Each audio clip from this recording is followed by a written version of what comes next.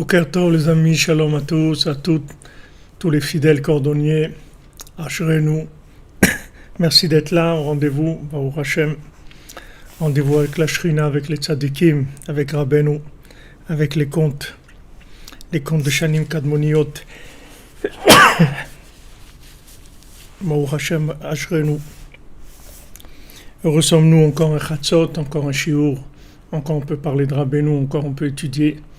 Baruch Hashem, on a cette liberté-là, c'est extraordinaire.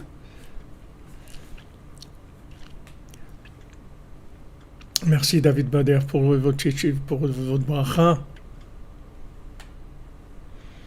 Merci, on est là, Baruch Hashem, Ashrenu. Alors, Bezat Hashem, la Refoua Shlema urgent pour Emmanuel Ben Evelyn Baya, en réanimation à cause du Covid, Bezat Hashem, Bissoud Rabbeinu, que Rabbeinu il intervient dans les 24 tribunaux et que Bezat Hashem il adoucisse la rigueur sur lui, qu'il est Refoua Shlema, Bezat Hashem.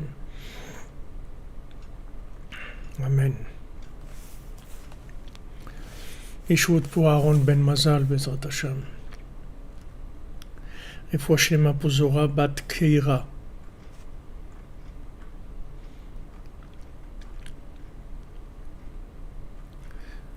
Pour tous les malades et Bezat Hashem, la liste on dira à la fin du cours. Mais on est mekaven tout le cours pour le refoua et pour l'ilou nishmat aussi de ceux qu'on a et pour la délivrance de ceux qui sont en prison aussi. Alors on est dans notre troisième conte, dans les explications, on est dans la cinquième explication sur le sujet toujours les hashkot ilanot d'arroser les arbres. Si vous usez chez l'ashkat ilanot miyoad gam le adam alatzmo. Maintenant, arroser les arbres, c'est aussi pour la personne par rapport à elle-même, qu'elle-même elle s'arrose. Chez Uloye et Yavesh, que ce soit pas un arbre sec, comme Rabbeinu l'a dit, Altiyu etzim yeveshim. Rabbeinu l'a dit dans Chayim Moharan, ne soyez pas des arbres secs. Et là, tzarich leachnis lachluchit ba'avodato. Il faut rentrer, il faut humidifier, il faut mettre du liquide, il faut huiler. En français, on dira huiler. L'huiler son service divin. Il faut que ça baigne dans l'huile. Ki yesh mi she'oved Hashem yitbarach, avalo prinat etz yavesh. Il y a des gens qui servent Hashem, mais ils sont desséchés. Il faut faire en sorte de huiler tout ce qui est service divin. Il faut huiler le service divin. Il faut qu'il y ait de l'huile. Il ne faut pas que ça soit sec. Quand on étudie, quand on prie, quand on fait du bien, quand on fait des mitzvot, il faut que ça soit avec de l'huile, c'est-à-dire il faut que ça soit assoupli. Ki davar yavesh en lo hemsher. Parce que si vous voulez le problème de ce qui est sec, c'est qu'il n'a pas de suite. Il ne peut pas continuer. C'est-à-dire tout ce qui est sec, en fait, ça va se terminer. Ça peut pas durer. S'il n'y a pas cet amour, explique pourquoi beaucoup de gens ont quitté le chemin de la pratique de la religion. C'est parce que ceux qui leur ont transmis, ils transmettaient ça de façon sèche. Et comme c'est sec, il n'y a pas de continuité. Les gens, ils cherchent la vie. Les gens, on peut pas, quelque chose de sec, ça peut pas durer longtemps. C'est-à-dire que ça peut durer une période d'essai. On va mettre des nerfs un maximum, des énergies, on va fabriquer des énergies pour essayer de tenir le coup. Mais il n'y a pas de continuité dans quelque chose de sec. Dès que ça se dessèche, après ça se termine.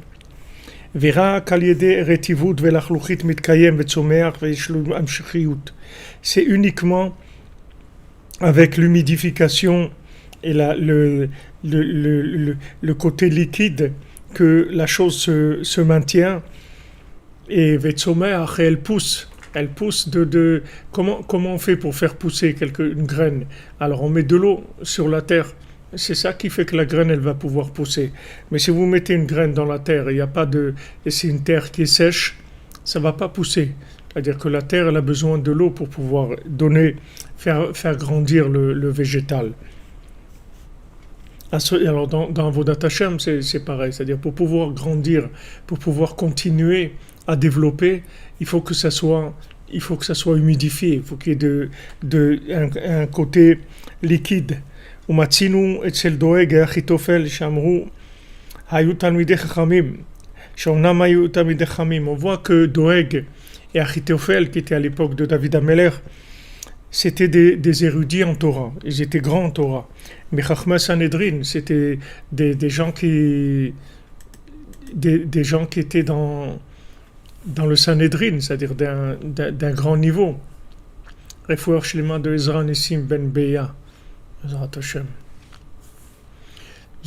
C'était des gens qui connaissaient très bien la Torah, puisqu'ils étaient dans le Sanhedrin. Ad Kedekar, Sheal Doeg Amrou Sheisi Kama Panim Shel Torah. On dit que Doeg, il a compris plusieurs visages de la Torah, c'est-à-dire c'est des gens d'un niveau très élevé. Oula Mabgam Shelahem Aya Choser Chiyut Velachluchit. Maintenant, leur problème qu'ils avaient, c'est qu'il y avait un manque de vitalité. Il n'y avait pas de, il y avait pas d'huile dedans. C'était pas huilé. C'était sec. C'était pas huilé. Il n'y avait pas d'enthousiasme. Il n'y avait pas de cœur. Valze nivgemu pisker alochotem. Et ça s'entraînait que ce qu'ils ont pris comme décision à l'achik, c'est-à-dire quand ils ont dit des décisions qui étaient des décisions de loi, ils ont tranché pour dire certaines lois, alors elles n'ont pas été acceptées, c'est-à-dire on n'a pas retenu leurs décisions. C'est-à-dire pourquoi ? Parce que c'était sec, c'est-à-dire leur approche elle était sèche. Et nos sages, ils les présentent comme un exemple de gens qui ont une Torah qui fait pas des enfants, si vous voulez, qui fait pas des petits, c'est-à-dire il n'y a pas de continuité. Comme c'est expliqué dans les livres de la Chassidoute, au sujet des Pirkei Avot, que David, il a étudié de Achitophel que 2 halachot seulement. Il a appris de Achitophel 2 choses seulement. C'est-à-dire que leur Torah, elle coulait pas, c'est-à-dire c'était pas quelque chose qui était vivant, qui coulait. Et il est resté c'est-à-dire de Achitophel 2 choses, c'est tout. David Ameler, il dit voilà, il a appris 2 choses de Achitophel. Il a honoré, il a appelé son rave et tout, parce qu'il a appris 2 choses de lui, mais il a appris que 2 choses de lui. Donc, c'est vraiment l'opposé de ce que Rabbeinu nous enseigne, puisque Rabbeinu c'est Nachal Novea Mekor Chochma. Rabbeinu il coule, non seulement ça coule, mais ça se renouvelle. C'est-à-dire que c'est pas la même eau qui coule. C'est une eau qui se renouvelle tout le temps. La Torah de Rabbeinu elle se renouvelle tout le temps. C'est-à-dire c'est un fleuve de sagesse qui se renouvelle sans arrêt. אבל דוד המלך בערי ישראל היה אומר שירות תשבחות בזמרה, היינו בחיות ובלחלוכית. David Ameler, qu'est-ce qu'il faisait ? Il disait des psaumes à Hachem, il faisait des éloges, des chants pour Hachem, avec de la vitalité, avec de l'enthousiasme, avec du cœur. Comme c'est écrit Zmirot hayuli chukecha, comme David Ameler, il dit à Hachem, tes lois, elles c'était des chants pour moi. C'est-à-dire, il est arrivé à mettre tellement de vitalité dans ce qui est des lois. Pourtant, les lois, apparemment, c'est quelque chose de rigoureux, c'est quelque chose de sec. Voilà ce qu'il faut faire. Et techniquement, c'est comme ça. Si vous prenez une mezouza, voilà comment il faut l'écrire, voilà comment elle doit être, voilà. Et si c'est comme ça, c'est pas bon. Si c'est comme ça, c'est-à-dire c'est des règles qui sont apparemment ce sont des choses très carrées, très très précises. Comment David Ameler il arrivait que même ces choses-là, qui sont des règles, elles étaient avec de la vitalité, avec de l'enthousiasme, c'était connecté, c'était pas juste des règles qui étaient vécues comme quelque chose, comme une contrainte sèche. Nimshecha malchuto ledorot, c'est pour ça que son pouvoir, il a continué sur des générations. C'est-à-dire toute la force qu'il a eu David Ameler, de pouvoir avoir une royauté messianique, c'est parce que comme on voit dans la Torah 56, il a amené de la vitalité dans son pouvoir. C'est-à-dire il n'avait pas un pouvoir desséché. En général, le pouvoir desséché, c'est le pouvoir qui est plus sur la consommation que le service divin. Parce que on voit là-bas, Rabbeinu dit dans la Torah 56 que on a vu ça, Rabbeinu dit qu'il il faut pas que ça soit que le pouvoir, il faut pas que la personne elle utilise son pouvoir pour développer ses propres envies à elle et sa consommation à elle, parce que sinon ça devient un pouvoir qui enterre celui qui l'a. C'est-à-dire ça l'enterre. Alors on voit que par rapport à ce qu'il dit ici, c'est le principe de dessécher, c'est-à-dire d'enlever la vitalité. C'est-à-dire si on utilise le pouvoir pour nous-mêmes, alors ça enlève. Le pouvoir, il n'a pas de vitalité. Quand est-ce que le pouvoir il a de vitalité? Il a de la vitalité, c'est quand il est connecté à Hachem, c'est-à-dire quand il est au service d'Hachem. Quand on met notre pouvoir, nos capacités, nos dons, nos affinités, notre sensibilité et tout, on le met au service d'Hachem, alors ça donne une vitalité dans la chose qu'on va faire, dans la façon de la vivre, de l'exprimer, etc.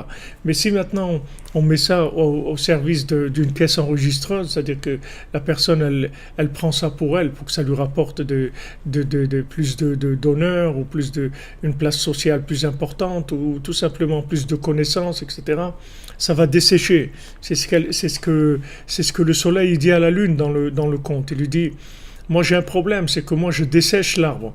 C'est-à-dire que, en fin de compte, c'est le soleil, il fait un appel à la lune quand il dit ça. Pourquoi il dit ça? C'est parce qu'il attend de la lune qu'elle lui dise: mais j'ai besoin de toi. C'est ça qu'il attend. C'est-à-dire, lui, il attend que la lune lui dise: j'ai besoin de toi. Parce que maintenant, s'il se dirige vers la lune et il essaye de lui imposer la sagesse qu'il a, alors il va la dessécher aussi, la lune. C'est le problème qu'il a, le soleil. Alors il y a une très grande finesse dans sa façon de s'exprimer, comment le soleil il s'exprime avec une très grande finesse et une très grande sagesse. Il dit à la lune: j'ai un problème. Tu sais que j'ai un problème. C'est que il y a un arbre, il faudrait l'arroser. Et moi, non seulement que je l'arrose pas, mais je le dessèche. Mais en fait, quand il dit ça, il fait un appel à la lune.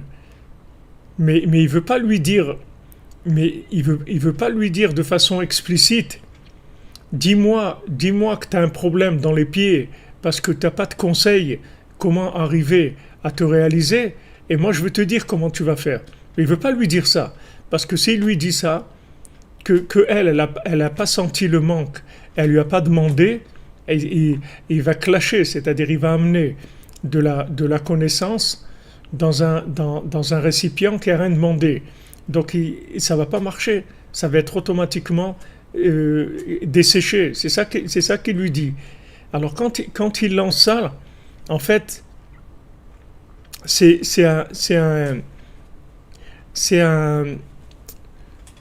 un appel qu'il lui fait. Vous comprenez ce point-là? C'est quelque chose d'extrêmement important. C'est-à-dire que même si on a la connaissance, même si quelqu'un il a de la connaissance, c'est-à-dire que si quelqu'un il sait exactement où se trouve le chemin, où se trouve la poudre qui va guérir les pieds de la lune, c'est-à-dire en formule plus simplifiée, que la personne elle a le conseil pour aider quelqu'un qui a un problème. C'est-à-dire qu'il a un problème. Un conseil, c'est fait pour donner des pieds, d'accord? C'est la marche à suivre. Le conseil, ça fait marcher, d'accord? Quand on dit les 613 mitzvot, en fait, c'est les 613 conseils de la Torah. La Torah nous conseille d'agir comme ça, parce que c'est comme ça qu'on va fonctionner le mieux dans ce monde. Donc, quand maintenant quelqu'un est bloqué, ça veut dire qu'il n'a pas de conseil. Il a besoin d'un conseil. Maintenant, ce conseil-là, il vient de la sagesse, il vient du soleil. Mais maintenant, même si le soleil, il a le conseil, il peut pas lui dire le conseil. Et même s'il a, il faut pas qu'il lui dise le conseil tant qu'il lui a pas demandé, tant qu'il n'a pas exprimé un besoin. Parce que si maintenant il lui donne le conseil alors qu'il lui a pas demandé, qu'est-ce qui va se passer? Ça va être desséché. C'est ce qui s'est passé à Matan Torah.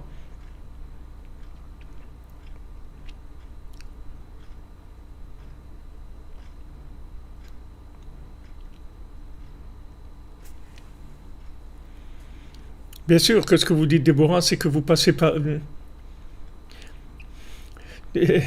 C'est. Ben voilà, vous dites, Naïma, vous aviez un conseil pour les autres, mais pour vous, vous buguez. Il faut, il faut chercher, c'est-à-dire il faut. Hachem, il dit, Petar pir'a, va malehu, ouvre ta bouche et je vais la remplir. Mais ouvre ta bouche. C'est-à-dire que le bébé, il doit pleurer, il doit demander à sa maman qui veut manger. Il dit, il faut exprimer ça. Parce que tout le Inyan de Matan Torah, pourquoi maintenant le Matan Torah, qu'on a reçu la Torah à Shavuot, après on a fait le veau d'or? Parce que la Torah de Shavuot, on n'a rien demandé.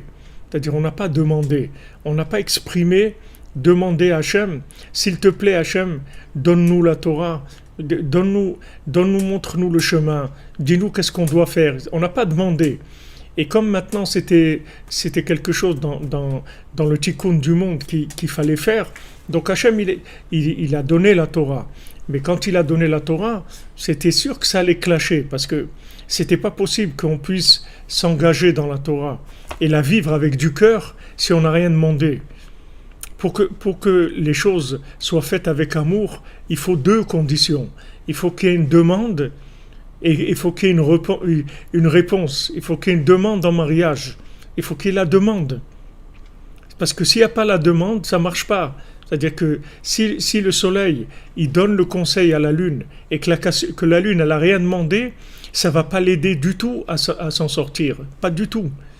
Donc, des fois, par impatience, le côté masculin, il envoie des choses qui sont assez fortes, mais des fois, l'épouse, elle n'a rien demandé, ou l'enfant, il n'a rien demandé.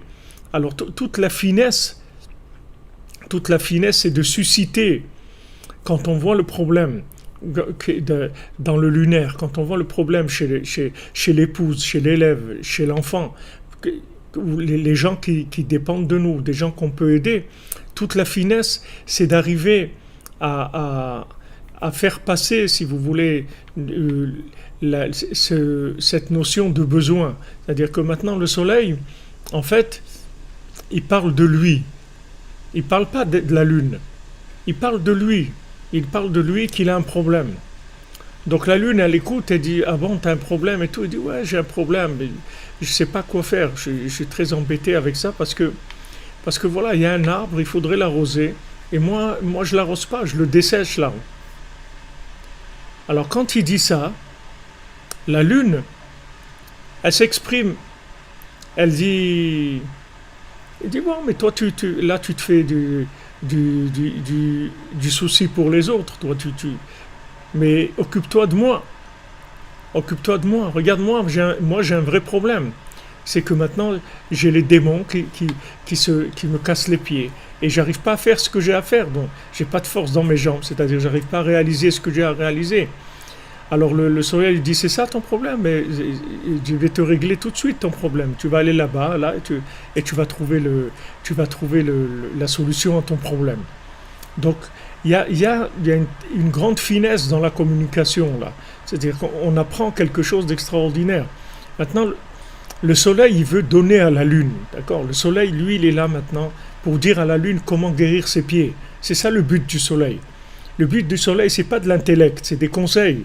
Le but de la connaissance, c'est pour avoir des conseils, c'est-à-dire pour avoir des choses concrètes, pratiques. Si c'est de la connaissance qui est complètement, si vous voulez, virtuelle par rapport à la vie, ça ne sert à rien. Qu'est-ce qu'on va faire? C'est mignon, de la connaissance. Ça peut être mignon, intéressant un moment. Bon, on a passé un bon moment, comme on dit, et après chacun rentre chez soi et c'est terminé.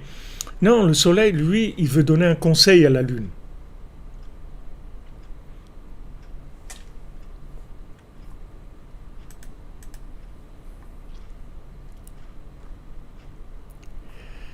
D'accord?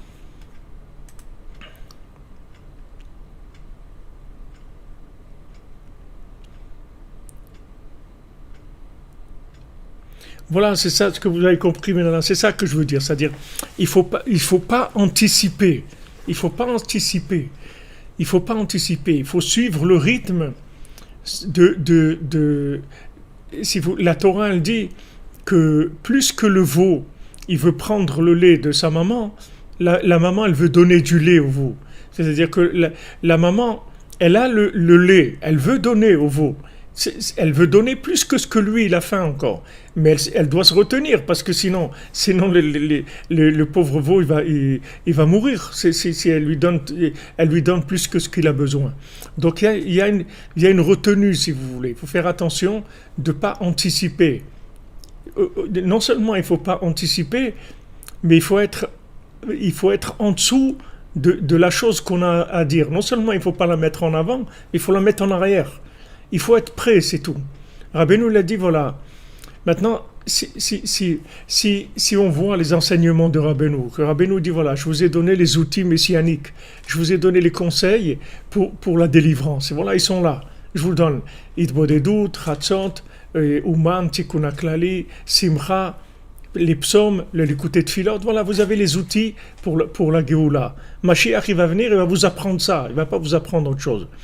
Maintenant, qu'est-ce qui se passe? Pourquoi alors il n'y a pas Mashiach? Parce qu'il n'y a pas de demande, c'est tout. Il n'y a pas d'acheteur. D'accord? Alors Rabbeinu, il dit à ses élèves, voilà comment vous allez faire. Vous allez faire comme un marchand de tissu qui place toutes ces pièces de tissu dans des étagères et il laisse dépasser une partie de la pièce de tissu de manière à ce que les gens ils puissent voir un exemple du tissu, à quoi il ressemble. Et celui qui est intéressé, il va dire, vous pouvez me montrer celui-là, là, faites voir ça. Et tout. Il va regarder, il va toucher le tissu, etc. Rabbeinu, il a dit de faire comme ça. Rabbeinu, il n'a pas dit d'aller agresser les gens, même si on a la vérité. C'est pas parce que tu as la vérité que tu dois agresser les gens. Tu peux pas anticiper, même si la raison pour laquelle tu anticipes, c'est une raison valable, puisque c'est Mashiach, il n'y a pas mieux que ça. Et Yosef à Tzadik, il dit « Etacha yani mevakesh » je cherche mes frères, je veux aider mes frères. Mais le problème, c'est que tes frères, ils t'ont rien demandé, mon ami. C'est ça le problème. Tes frères, ils t'ont rien demandé. Tu vois que tes frères, ils ont un problème relationnel avec toi. Qu'est-ce que tu vas maintenant leur ajouter? Déjà, il y a un problème relationnel au niveau où c'est maintenant. Et toi, tu vas aller les chercher en plus. C'est-à-dire, tu vas leur donner des choses qu'ils t'ont pas demandé. C'est vraiment la dernière chose à faire. Reste tranquille, c'est tout. Reste tranquille. Tu attends. Comme il a fait après, il a compris, il a attendu. Il a été en Égypte, il a attendu. C'est tout. Il a dit, ils vont venir. Et là, il a fait le contraire. Quand ils sont venus, comme il savait qu'ils avaient quelque chose contre lui, alors non seulement il n'a pas ouvert tout de suite son cœur, il leur a pas dit ce qu'il fallait faire, mais il s'est caché d'eux. Il leur a fait des problèmes. Il leur a fait des problèmes. Et quand il a vu qu'ils craquaient, qu'ils n'en pouvaient plus, à ce moment-là, il leur a dit Ani Yosef. Mais quand il a appris, si vous voulez, dans la méthode du relationnel, comme vous dites, de la transmission, c'est-à-dire, c'est quelque chose de gigantesque, c'est-à-dire de savoir ça. C'est-à-dire que maintenant, vous aimez quelqu'un, vous voulez l'aider, d'accord? C'est quelqu'un que vous voulez aider. C'est votre conjoint, c'est votre enfant, c'est votre ami, c'est votre élève, c'est votre voisin, c'est votre frère, c'est votre sœur, c'est vos parents. Vous voulez aider parce que vous aimez la personne, d'accord? Donc vous avez trouvé quelque chose qui va aider la personne. C'est pas maintenant que vous allez faire de la discussion de salon, c'est-à-dire vous avez quelque chose qui va permettre la guérison de la personne, c'est-à-dire son développement, qu'elle va enfin tenir debout, qu'elle va avoir des pieds. Alors même dans ce cas-là, vous devez attendre que la personne vous parle de son problème. Une fois qu'elle va vous parler de son problème, à ce moment-là, vous commencez à lui amener la solution. Merci Patrick Valenzi, qu'Hachem vous bénisse, Hachem, B'zchut Rabbeinu.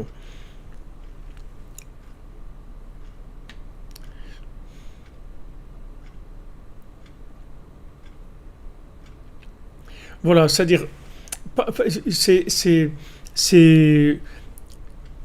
Non, les vérités, si vous voulez, les vérités, vous pouvez les dire. Ici, ça va loin parce qu'ici, c'est un conseil pour sauver la lune. C'est pas juste qu'ils sont en train de discuter de sagesse.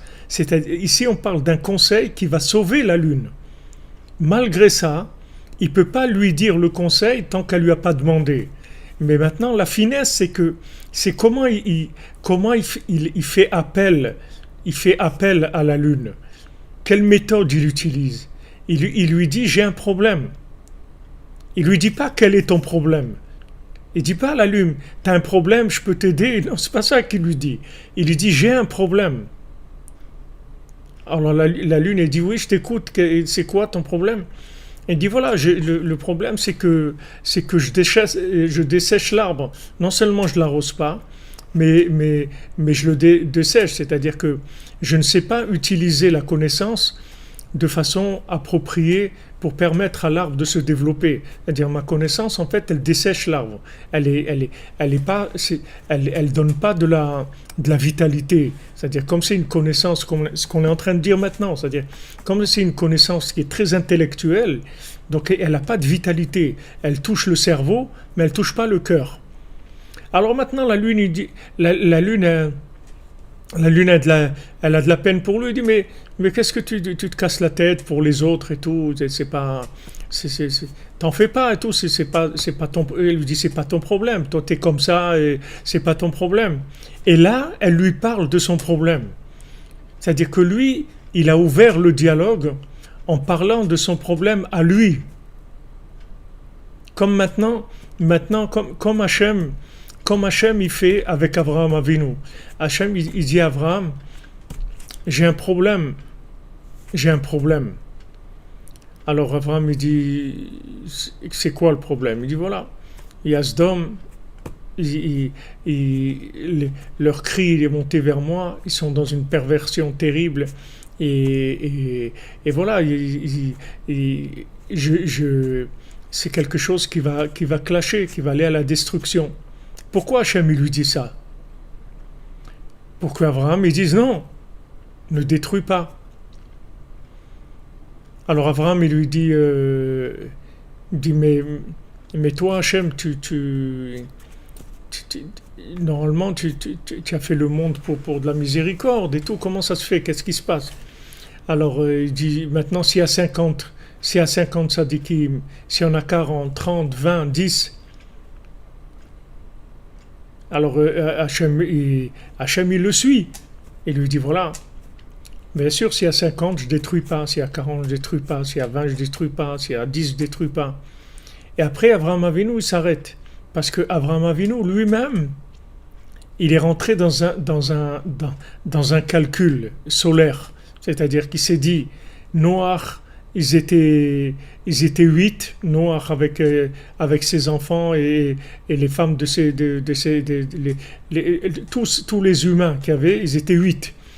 Et il dit que maintenant, si on descend moins que 10, il fait un calcul sur une autre, je ne me souviens pas maintenant, il fait un autre calcul, qu'il y avait 9 et ça n'a pas suffi, c'est-à-dire en rajoutant Hachem, peut-être que ça faisait 9 et ça n'a pas suffi, donc à 10, Abraham Avinu s'est arrêté. Mais là aussi, c'est un problème solaire, c'est-à-dire quand il s'est arrêté, ça c'est une réaction solaire. Il ne fallait pas qu'il s'arrête. Il fallait pas qu'il s'arrête. Il fallait qu'il aille de 10 jusqu'à 1.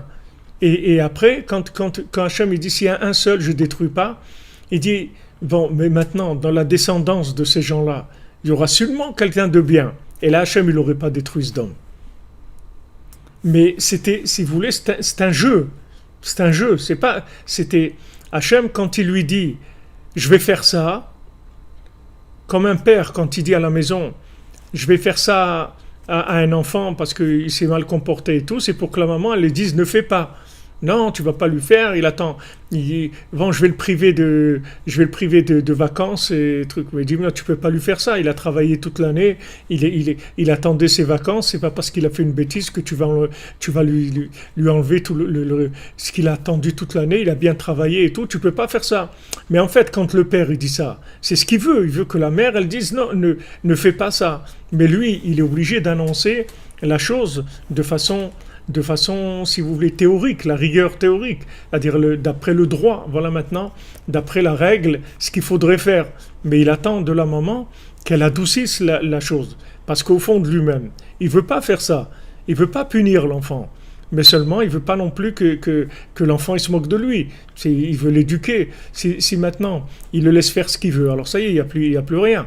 Alors c'est un jeu entre les deux, si vous voulez. Alors Hachem il dit et d'ailleurs, mon ami, mon ami Eliyahu Chaim Alevi Sheikhi, il m'a envoyé un bon chidouche. Il dit, les Ma'ana Asara, pour les 10, je détruirai pas. Alors il a dit pour les 10 quoi? Pour les 10 mizmor du Tikkun HaKlali. Les Ma'an Asara lo ashrit. Pour les 10, pour le Tikkun HaKlali, je détruirai pas. C'est-à-dire, s'il y a le Tikkun HaKlali, alors je détruirai pas. C'est un bon chidouche par rapport à ce qu'il a dit à Abraham Avinu. C'est-à-dire Hachem, ce que Hachem il a dit à Abraham Avinu. Donc, si vous voulez, c'est un jeu. Alors, maintenant, vous pouvez dire, mais attends, Hachem, c'est le patron. Alors, il n'a qu'à pardonner tout de suite, c'est tout. Puisque de toute façon, il est prêt à pardonner. Il est prêt à pardonner, puisqu'on voit que quand Abraham Avinu il arrive à 10, Hachem, il attend. Et du moment où Abraham il s'arrête de parler, alors Hachem il s'en va. Alors Rashi il explique du moment où le défenseur, celui qui prend la défense, Abraham Avinu, il s'arrête de plaider, du moment où le plaidoyeur s'arrête, alors le juge s'en va. Mais c'est le plaidoyeur qui s'arrête, c'est pas le juge. Hachem il attendait. Si Abraham Avinu avait continué sa plaidoirie, Hachem il voulait, au fond, Hachem il voulait, il dit allez, vas-y, continue. Mais Abraham Avinu, il a réfléchi à ce moment-là, il a fait un calcul par rapport à Noach, et il fallait pas faire ce calcul-là. Parce que c'est vrai qu'à l'époque de Noach c'était comme ça, mais maintenant la miséricorde elle était plus grande. Donc on peut pas voir ce calcul-là. Donc ça, c'est valable aussi, entre parenthèses, pour tout ce qui se passe avec nous. Vous ne pouvez pas apprendre de l'histoire, parce que l'histoire, elle a avancé énormément. Comme Rabbeinu l'a dit, Ve'arshav, et maintenant, unhaint, maintenant, yesh nachal novea mekor chokhma. C'est vrai, il y a eu ça, attends, maintenant, il y a nachal novea mekor chokhma. C'est-à-dire que maintenant, c'est pas comme avant. Parce qu'il y a un Nachal Novea Mekor Chokhma, il y a un tzaddik qui amène un renouvellement de sagesse et de connaissance en permanence, sans arrêt. Donc, c'est vrai qu'il y a eu un problème. Mais sache que le problème, comme tu le connais dans l'histoire, c'est pas le même problème aujourd'hui. C'est-à-dire qu'aujourd'hui, il y a beaucoup plus de miséricorde pour résoudre le problème. C'est-à-dire que c'est vrai qu'à l'époque de Noach, c'était quelque chose qui était impossible. Ils étaient 8, ça n'a pas marché. C'est-à-dire qu'à 8, ils n'ont pas sauvé l'humanité. Mais maintenant, après qu'il y ait eu le déluge, après qu'il y ait eu Babel, après le temps qui est passé, il y a eu la miséricorde d'Hachem, elle a commencé à se développer. Et donc maintenant, Abraham Avinu, avec 0, il pouvait les sauver. Avec 0, en disant, ok, il n'y a personne, d'accord, mais il va y avoir des enfants. Tu ne vas pas me dire que tous ces enfants, il n'y a personne de bien qui va sortir. S'il avait dit ça, ça y est, Sodome et Gomorrhe, ils n'auraient pas été détruits. Donc il y a Reproche Lema pour Richard Chaim Ben Céline Fortuné, pour Patrick Chaim Shmuel Ben Arlette Esther. Ouais, des Sodomes, c'est sûr qu'il y en a plein aujourd'hui. C'est sûr qu'il y en a plein et qu'il n'y a pas que ça et que la terre elle est dans un état lamentable.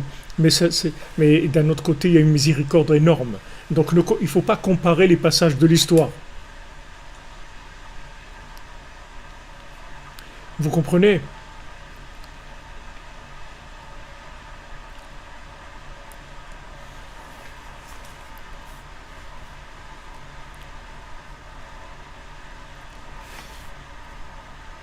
quand maintenant Abraham Avinu l'a raisonné, c'était, il aurait pu faire fi complètement du bitoul, annulation, et continuer au bout de sa façon d'être, puisque Abraham Avinu c'était quelqu'un qui avait que de la bonté, que du bien, c'est tout. C'est la seule chose qu'il voyait. Donc il fallait qu'il aille au bout. Maintenant, Moshe Rabbeinu, lui, il a dit, et s'il n'y a personne, eh ben, tant pis, on continue quand même. Qu'est-ce qu'on va faire? Ok, il n'y a personne. Ils ont fait le veau d'or et truc, tout ce que tu veux. Il n'y a personne. Non, on continue. On continue et Bezrat Hashem, ça va aller. Et Hashem, il a accepté. C'est-à-dire que maintenant, c'est si vous voulez, il y a un équilibre. C'est pas uniquement de dire de la vérité et de dire des choses, des conseils. Il faut que maintenant, il y ait entre celui qui a le conseil et celui qui a besoin du conseil, il faut une harmonie entre les deux pour que ça marche. Sinon, ça marche pas. Même si on a le conseil, ça marche pas. Si la lune, elle demande pas, ça va pas marcher. Parce que si elle demande pas, le conseil, il va pas faire son effet. Puisqu'on a dit que le conseil, s'il est donné sans humidité, sans cœur, alors il n'y a pas de suite, il ne va pas marcher le conseil. Et quelle est l'humidité du conseil? C'est la demande. C'est-à-dire quand maintenant la lune, elle demande, elle crée la connexion, si vous voulez. Si vous prenez l'eau, c'est quelque chose qui... C'est quelque chose qui transmet, d'accord? C'est-à-dire l'eau, par exemple, ça transmet l'électricité. C'est comment on dit, j'ai oublié le mot. C'est quelque chose qui connecte. C'est-à-dire, si vous mettez de l'électricité dans l'eau, ou quelque chose dans lequel il y a du courant, s'il y a de l'eau, ben le courant, il passe avec l'eau. Alors, dans les halachot, dans la touma, par exemple, dans les choses d'impureté, dans les lois d'impureté, quand maintenant, voilà, conducteur, merci beaucoup. Merci pour le mot. C'est conducteur, si vous voulez. C'est-à-dire que maintenant, dans la halachot d'impureté, pour que deux choses, si vous voulez, si quelque chose qui est impur, qui touche un récipient, pour que maintenant il y ait la transmission, il faut qu'il y ait un liquide. Sinon, ça ne transmet pas. Le liquide, c'est lui qui va permettre la transmission. Donc ça se trouve dans le monde avec toute la structure du monde. Parce que tout le monde, c'était de l'eau avant. C'est-à-dire, le monde, d'abord, il était de l'eau. Pourquoi Hachem, il a fait d'abord de l'eau? Hachem, il peut créer le monde comme on l'a connu, nous, et qu'il y avait déjà de la terre sèche. Pourquoi c'était que de l'eau avant? C'est pour ça. C'est-à-dire que avant, c'était tout echad avec l'eau, c'est-à-dire tout était connecté avec l'eau, puisque l'eau c'est conducteur, et tout ce qu'il y avait dans le monde c'était tout connecté dans l'eau.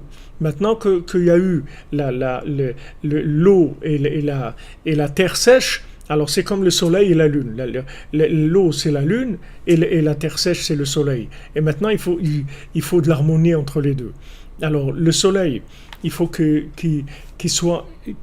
parle avec la lune, en fait, de son problème, de manière à ce que, quand lui, il va exprimer son problème, le fait qu'il va dire qu'il a un problème, que en fait, il fait des choses qui sont pas bien, c'est ça qu'il dit à la lune. Moi, j'ai un problème, je fais quelque chose de pas bien, et tout, je dessèche l'arbre et tout, normalement, vous devrez l'arroser et tout. Le fait que lui, maintenant, il reconnaît qu'il a un problème, ça va permettre à la lune de s'exprimer. Mais si maintenant il vient comme le soleil, le roi soleil, c'est-à-dire qu'il est parfait avec sa connaissance, qu'est-ce que vous voulez? Vous voulez un conseil? Tu veux un conseil? Ok, alors quel est ton problème? L'autre, il va pas parler, il va dire non, ça va, tout va bien. Non, mais si tu as un problème, il faut dire, je suis là pour ça, moi, je suis là pour t'aider.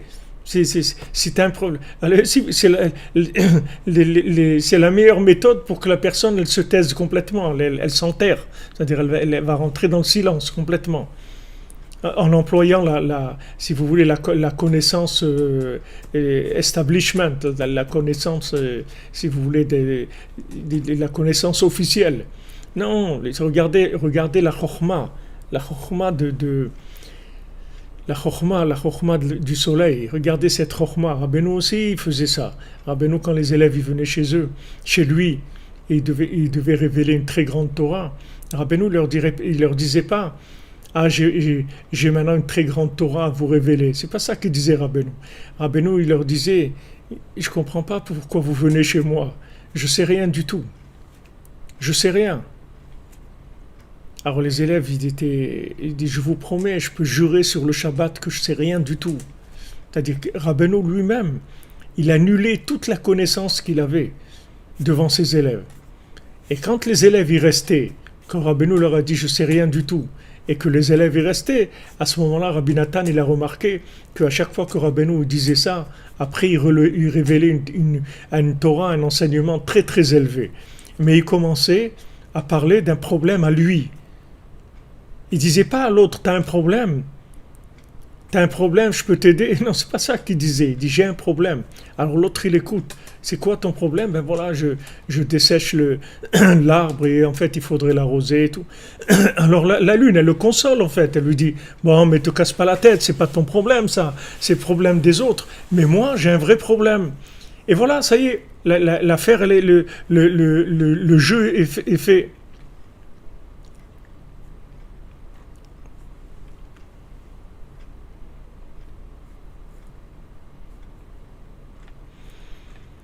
Voilà, c'est-à-dire que maintenant, je me présente pas, si vous voulez, la carte de visite que je présente, c'est pas une carte de visite d'un conseiller, d'un spécialiste en conseil, d'un sage. Je présente la carte de visite de quelqu'un qui a un problème. Je viens, j'annonce que j'ai un problème. Alors que j'ai la solution pour l'autre. Mais pour entrer en dialogue avec lui, je ne vais pas lui dire j'ai la solution pour toi. Parce que si je lui dis j'ai la solution pour toi, je vais créer une situation qui va être sèche. Il faut que maintenant il y ait un appel de la Lune. Pour créer l'appel de la Lune, je vais présenter une carte de visite de quelqu'un qui a un problème. Quand maintenant je présente la carte de visite de quelqu'un qui a un problème, la Lune elle va s'exprimer. Elle dit bon, mais c'est pas grave, ton truc et tout, mais moi j'ai un vrai problème. Moi c'est pas un problème de quelqu'un d'autre. Moi je vais te parler de mon problème maintenant. J'ai un vrai problème. Il lui dit ah c'est ça ton problème, pas de problème. Va là-bas, tu vas guérir tes pieds. Mais c'est extraordinaire ça, de savoir ça. C'est merveilleux de savoir une chose pareille. Vous voulez aider quelqu'un, au lieu de lui dire j'ai la solution pour toi, vous lui dites j'ai un problème. Vous lui dites pas j'ai la solution.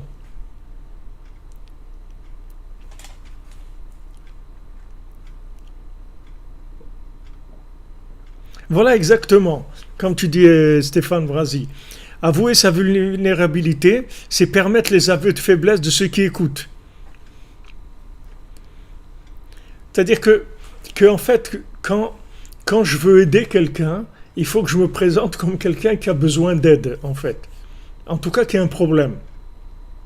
Et maintenant, comme on dit, problème pour problème, alors voilà, je vais te parler du mien. Puisque tu me parles du tien, alors moi aussi je vais te parler du mien. Mais si je dis à l'autre, t'as des problèmes toi? Parce que moi je suis un spécialiste en solutions. Alors est-ce que t'as des problèmes? L'autre il va se fermer complètement. Il va se fermer. Mais si je lui dis j'ai un problème, alors voilà, lui aussi il annonce qu'il a un problème. Et là je lui donne la solution.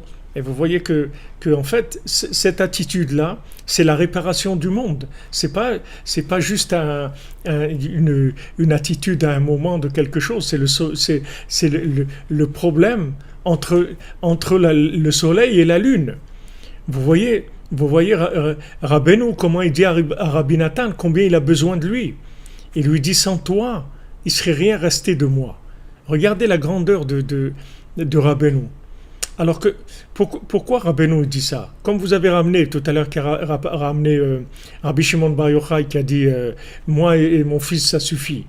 Rabbi Shimon il dit moi et mon fils ça suffit, on a besoin de personne.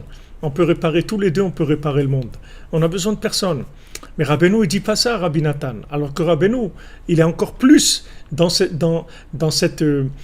principe-là que Rabbi Shimon Bar Yochai, parce que Rabbeinu, avant d'arriver dans le monde et avant de trouver Rabbi Nathan, Rabbeinu il a déjà obtenu la réparation, c'est-à-dire la clé de la réparation. Donc Rabbeinu, de toute façon, il allait réparer le monde. Et la preuve de ça, c'est que Rabbeinu, il a dit à Rabbi Nathan lui-même, il a dit, tu sais, j'ai envie d'aller dans un endroit où personne ne me connaît, me cacher là-bas et faire ce que j'ai à faire. Et après, de toute façon, toutes les âmes, elles viendront chez moi pour être réparées. Donc, je m'occuperai d'eux après, une fois qu'ils seront décédés, je m'occuperai de leur âme. Ils seront obligés de venir chez moi de toute façon pour les réparer. Et alors, Rabbi Nathan, il était très étonné. Il dit, mais attendez, mais si c'est du vivant, que la personne, elle cherche et tout, et qu'elle... Alors, Rabbi nous dit, c'est sûr que si la personne, elle cherche de son vivant, et elle me trouve, c'est sûr que c'est autre chose complètement. On voit que Rabbeinu, il avait cette force de réparer le monde de réparer les malades sans leur présence. Rabbeinu, il avait cette force-là. Il n'y avait aucun problème avec ça, parce que Rabbeinu, il a réglé le problème du monde avant de commencer à se révéler. C'est pas quand il s'est dévoilé qu'il a réglé le problème du monde. Le problème de l'humanité, il était réglé déjà avant. Comme on voit quand son âme est descendue, déjà le Satan, il a dit alors j'ai terminé. Si cette âme, elle vient dans le monde, donc j'ai plus rien à faire. Hachem, il a dit cette âme, elle va venir et toi, débrouille-toi, fais ce que tu veux. Mais comme Rabbeinu, il est venu déjà pour terminer. Il est venu pour terminer. Maintenant Rabbi Nathan, c'était l'élève, c'était le lunaire qui allait permettre à Rabbeinu de faire une réparation beaucoup plus efficace et surtout, c'est-à-dire que tout le Nyan à Breslev, on dit ça, que maintenant, Rabbeinu, de toute façon, il va réparer le monde. De toute façon. Maintenant, qu'est-ce qu'on demande, nous? Avoir une petite part dans la cordonnerie, c'est tout. On dit, voilà, on voudrait avoir une part à ça. Chaque fois qu'on fait un Hitbodedout, chaque fois qu'on fait un Chatzot, un Tikkun HaKlali, un Chesed, une Tzedaka pour Rabbeinu, quelque chose, alors voilà, on a pris part à ça. Mais avec nous, ou sans nous, de toute façon, il va réparer. Mais Rabbeinu, il nous dit, sans vous, je peux rien faire. Regardez la grandeur, l'humilité de Rabbeinu. Comment Rabbeinu, il réveille le bien qu'il y a chez nous et l'envie de chercher. Vous voyez, quand Rabbeinu il dit sans vous je peux rien faire, mais c'est une déclaration d'amour de dire ça.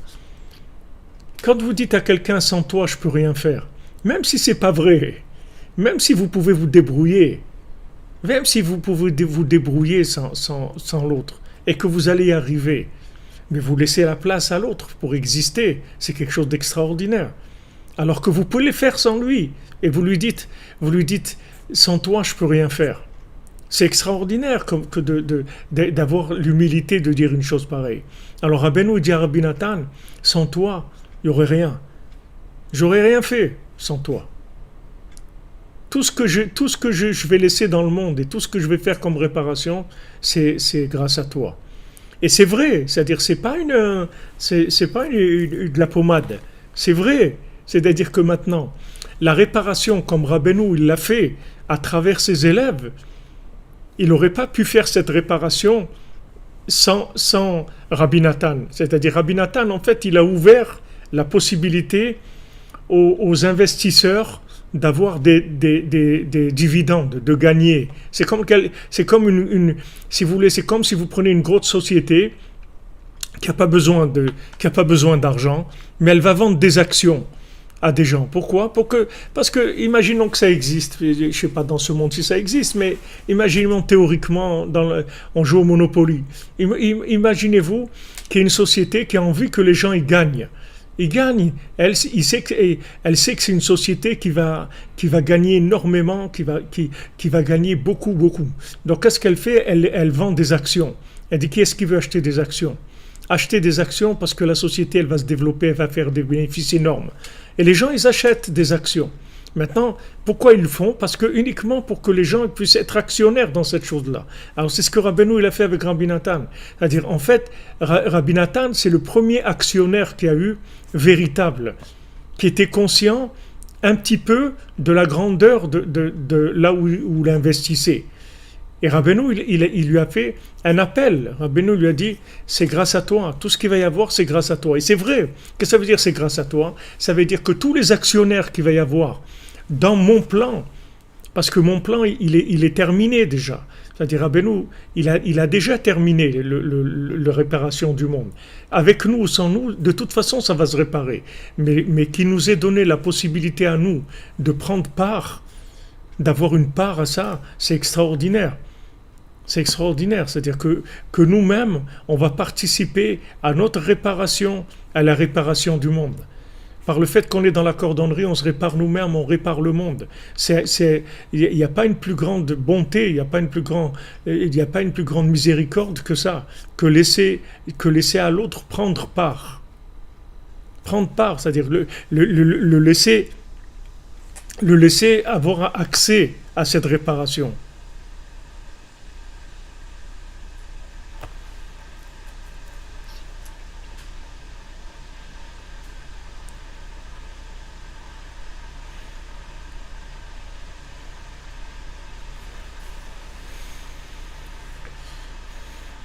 Vous comprenez?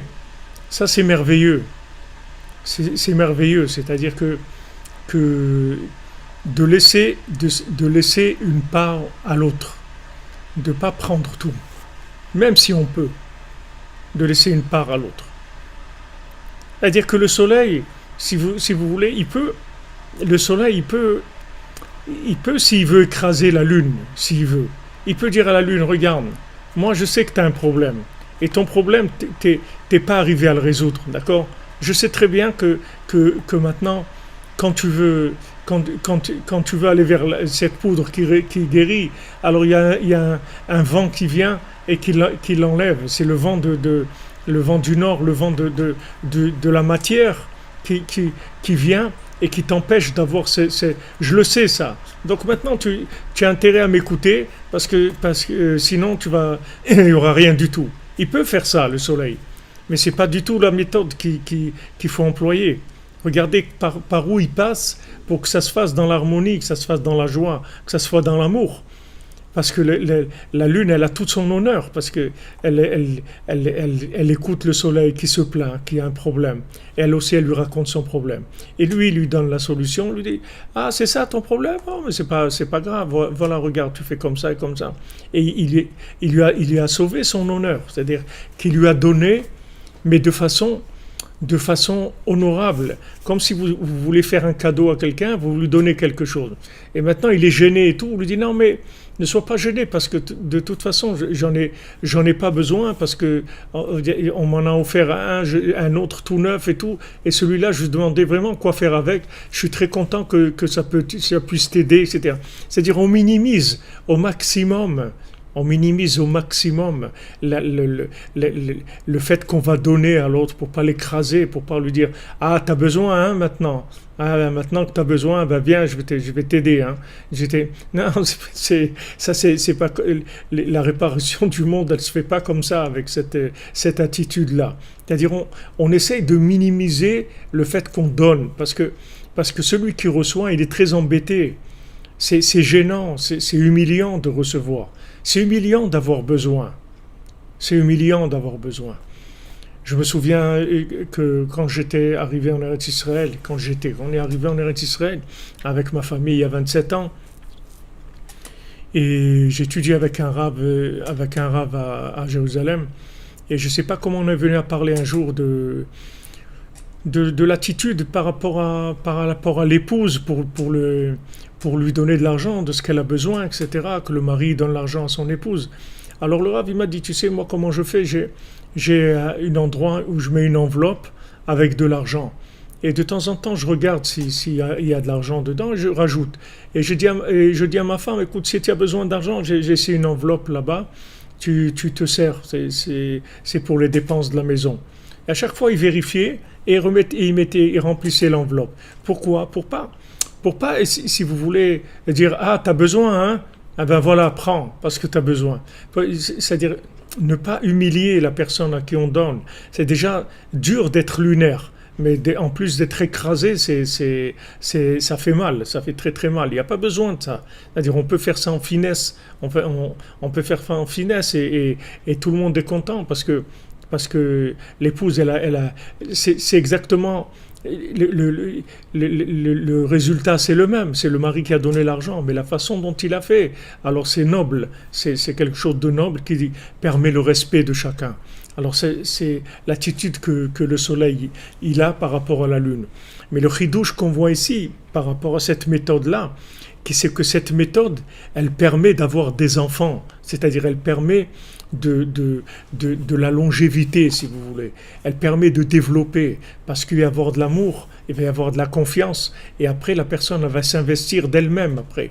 Du moment où elle sait que elle est utile, parce que le soleil il lui a raconté son problème. C'est ça qui a déclenché le dialogue. Alors après, on est lancé sur un développement extraordinaire. Il y a un développement extraordinaire qui vient. Alors le fait que maintenant, Rabbeinu, il nous dit, sans moi, vous pouvez rien faire, mais sans vous aussi, je peux rien faire. Le fait qu'il nous dit à nous, sans vous, je peux rien faire, wow, ça nous donne des ailes. On a envie de... Ouais, sans quoi? Rabbeinu, il a besoin de nous. Oui, oui, j'ai besoin de toi. Comment tu as besoin? Oui, sans toi, je peux rien faire. Mais c'est extraordinaire, ça veut dire que tu as besoin de moi, qu'est-ce que je peux faire alors? Eh bien voilà, tu vas faire ce que je te dis de faire, tu vas faire comme Rabbeinu dit, amenez-moi des briques et du ciment, et moi je construis le bâtiment. Vous amenez les briques et les ciments, c'est tout. Et après, moi je m'occupe de construire. J'ai besoin que des briques et du ciment, vous amenez les briques et le ciment. Le fait qu'il nous fait participer en nous disant qu'il a besoin de nous, ça donne c'est extraordinaire de sentir qu'on est utile.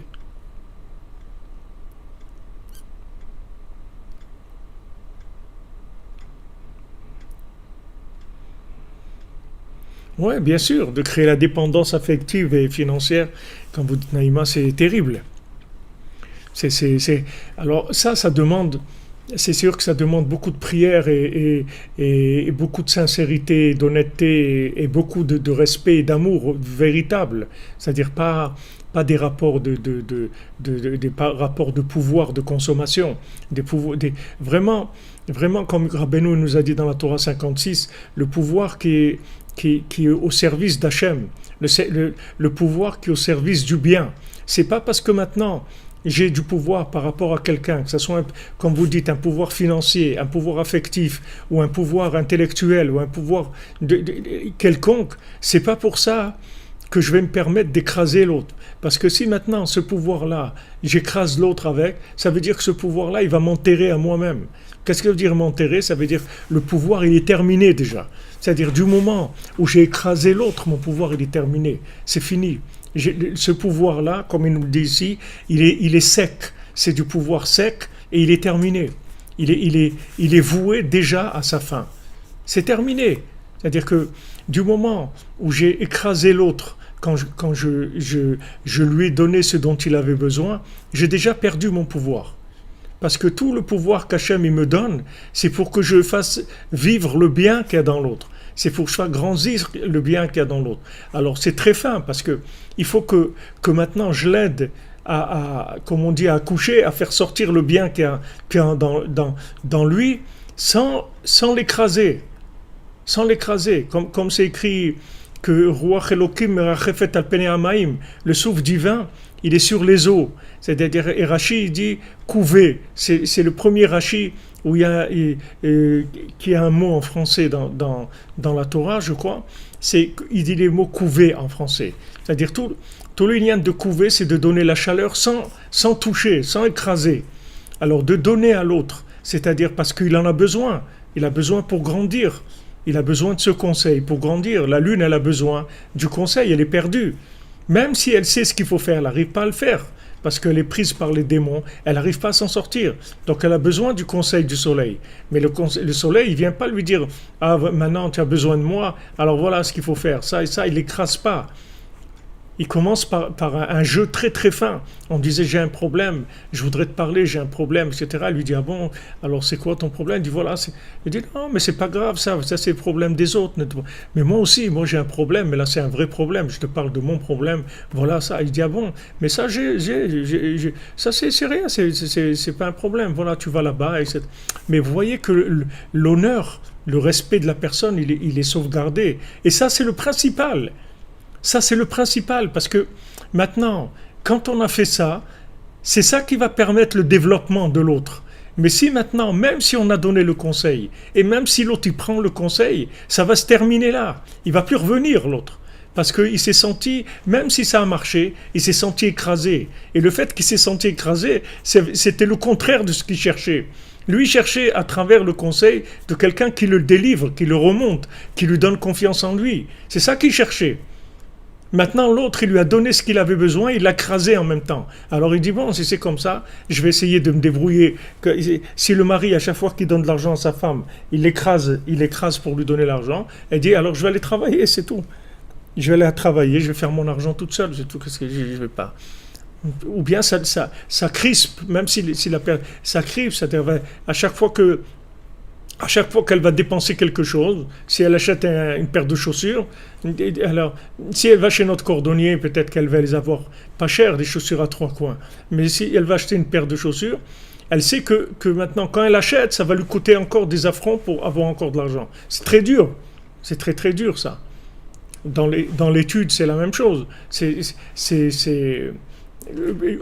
On dit, le Pirkei Avot, il dit Akabdan eno melamed, c'est-à-dire quelqu'un qui est dur, il ne peut pas enseigner aux gens. Parce que les gens, ils ne vont pas poser de questions, parce qu'ils ont peur qu'il va leur crier dessus, il va les écraser, les mépriser, etc. Donc les gens, ils ne posent pas de questions. Donc ils n'apprennent pas, en fait. Ils n'apprennent pas. Le but, c'était de leur donner envie de poser des questions pour développer, pour qu'ils apprennent, les gens. Pour ce qui leur manque, il faut leur donner.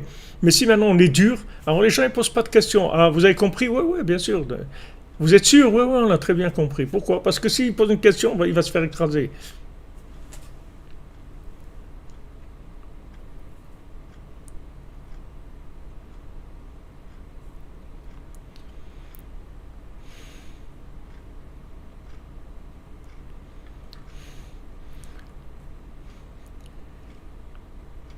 Est-ce que la vengeance est autorisée dans certains cas pour, pour quand il n'y a pas de il y a pas nous la Torah on demande à Hachem de faire la vengeance, pas nous on fait pas de vengeance, on connaît pas les calculs.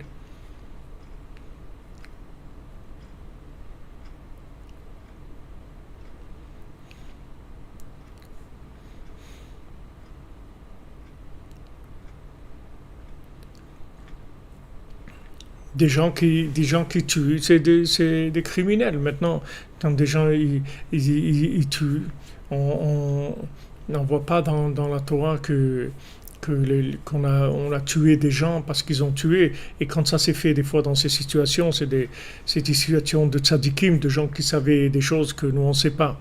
Mais nous, on n'est pas aujourd'hui dans un rapport, si vous voulez, de règles révéler, de pouvoir révéler pour pouvoir se permettre de juger quelqu'un à mort. On ne peut pas juger quelqu'un à mort. Même si quelqu'un il a tué quelqu'un, on ne peut pas le condamner à mort. Parce qu'on n'a pas on n'a pas de tribunal qui soit connecté pour pouvoir faire des choses comme ça.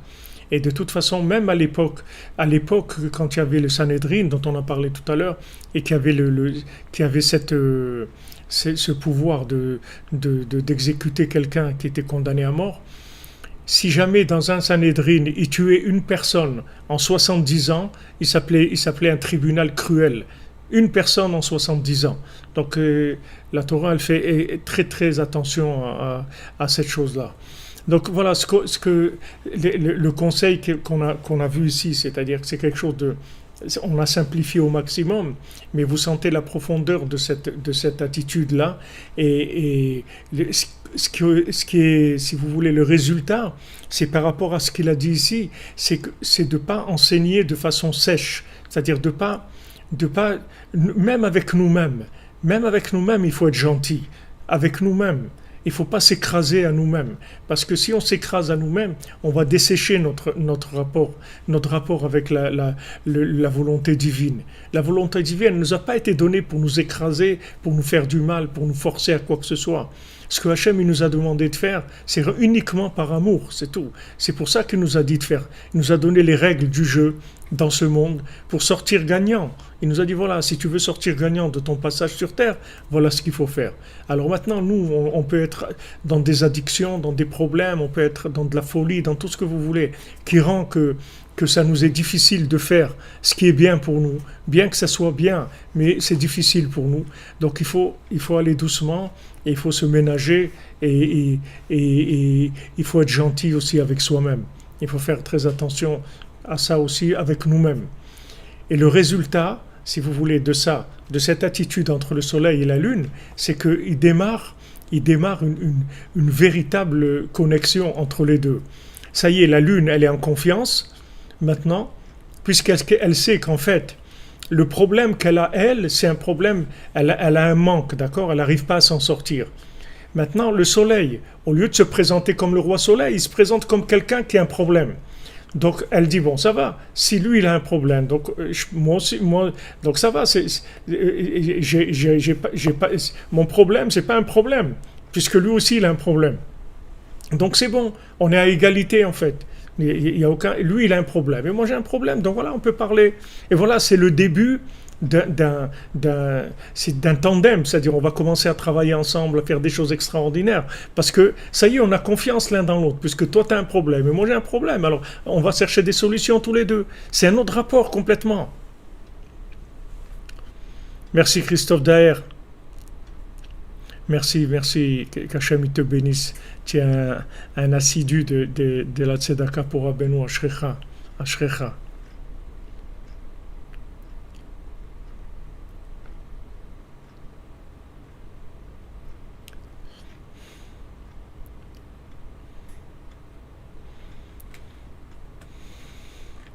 Voilà, exactement. C'est-à-dire que maintenant, quand on a échangé avec la confiance, c'est-à-dire qu'on n'a pas échangé avec rapport de personnes écrasées, de personnes qui écrasent et l'autre qui est écrasé. On n'a pas échangé comme ça. On a échangé avec chacun a dit qu'il a un problème. Et donc on est tous les deux avec des problèmes. Donc les deux on va chercher des solutions. Et là ça commence. C'est ça qui s'appelle huiler, si vous voulez. C'est ça qui s'appelle l'eau. L'eau, c'est-à-dire l'huile, c'est-à-dire le fait de huiler, de graisser, c'est ça. C'est-à-dire, quand on a cette attitude-là, alors on a lancé une machine qui va tourner avec de l'échange en permanence parce qu'il y a de la confiance.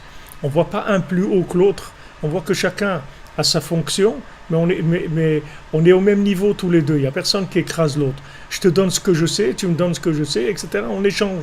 Donc là, c'est du shalom et de l'échange extraordinaire. Mais regardez Rabbeinu. Johanna Brahmi vous demandez c'est quoi les chaussures à trois coins. Alors, Bezat Hashem, les gens de la yeshiva vous expliqueront ce que c'est les chaussures à trois coins. C'est les chaussures de notre cordonnier, de fameux cordonnier qui sait pas, qui connaît pas bien son métier et qui fait des chaussures à trois coins qui sont pas très réussies, mais il en est très joyeux et il est très content même que ce qu'il fait c'est avec des défauts, mais il en est très content. Alors, vous en entendrez Bezat Hashem d'abord Bochim Abaïm dans la yeshiva, parce que si vous avez demandé ça, ça veut dire que vous venez de venir. Donc soyez bienvenus dans notre yeshiva, dans la cordonnerie, et vous allez voir que c'est une notion qui va revenir beaucoup, Bezat Hashem.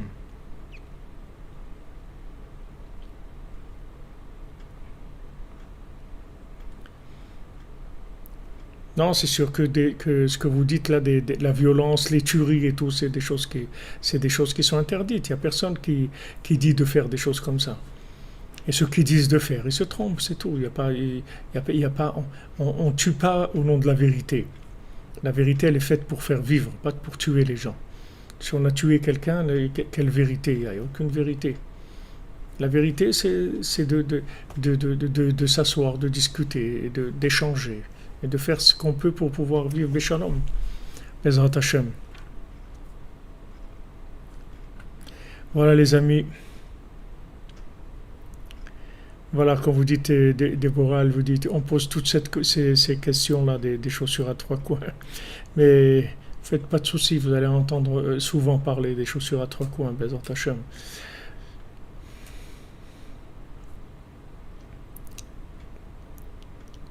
Alors voilà, on dit les noms de ceux pour qui on a fait le shiur, Bezrat Hashem. Pour la refoua de Myriam Bat Emili, Betzalel ben Rachel, Shalom Moshe Nachman ben Sultana Malka, Hector Chai ben Marie, Léa bat Sheva, Chaim ben Ruiza, Nuna bat Khadila, Lydia bat Nuna, Michael ben Miriam, Lishama Doli bat Miriam, Esther bat Sarah, Li bat Limor, Tinok ben Gordi Chaya, Mirela bat Sarah, Emmanuel ben Daniel, Emmanuel Chaim ben Nadia, Magali Galit Sarah Pessi Bativet Yorevet, Bethiel bat Njanjo Ida, Raphaël ben Chana, Claude ben Marie, Rzala bat Rachel, Véronique bat Nadia, Sarah bat Ida, Simcha bat Mazaltov, Yaakov ben Sarah, Edith bat Zahara, Yaakov ben Estreya, Anaïs Michal bat Sophie Zohari, Machlouf ben Chaim, Esther bat Aisha, Esther bat Bila, Shimon ben Chaya, Anna bat Miriam, Alain ben Dora,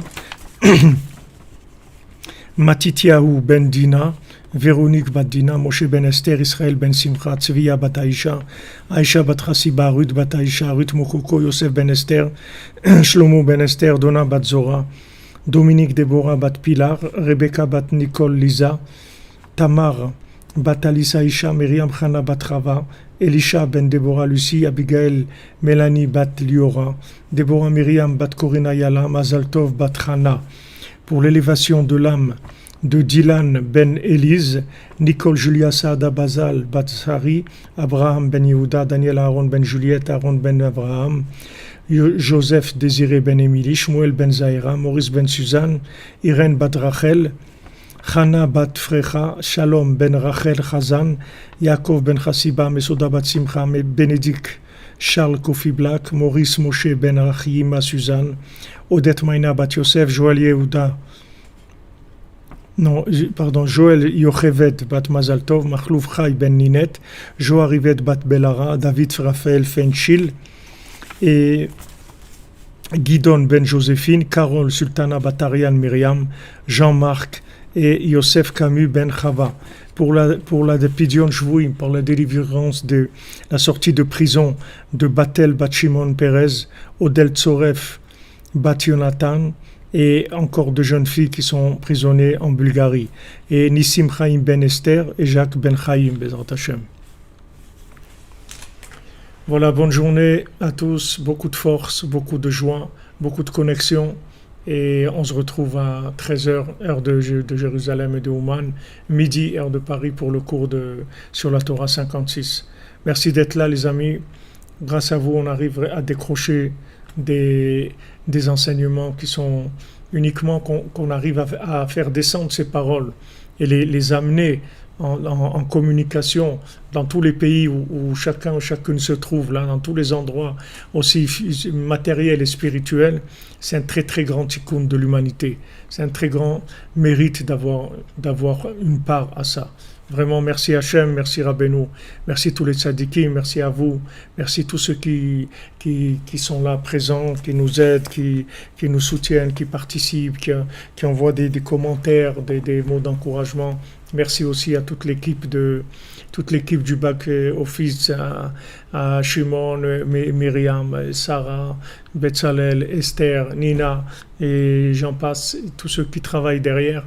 On ne les voit pas, ils ne sont pas à l'écran, mais ils sont juste derrière l'écran. Donc assurez-nous, on avance, et voilà. On attendait Yeshuot aussi pour le Mishkan, qu'on puisse, Bezrat Hashem, arriver à finir en beauté ce projet merveilleux, qu'on puisse commencer un projet à Jérusalem, et voilà, qu'on fasse des centres de cordonnerie, Bezrat Hashem. Ashrenu. Merci Jean-Hilaire, merci d'être là. Ce qui me rend fort, c'est que je vois que tu es là, que vous êtes là, c'est ça qui donne la force.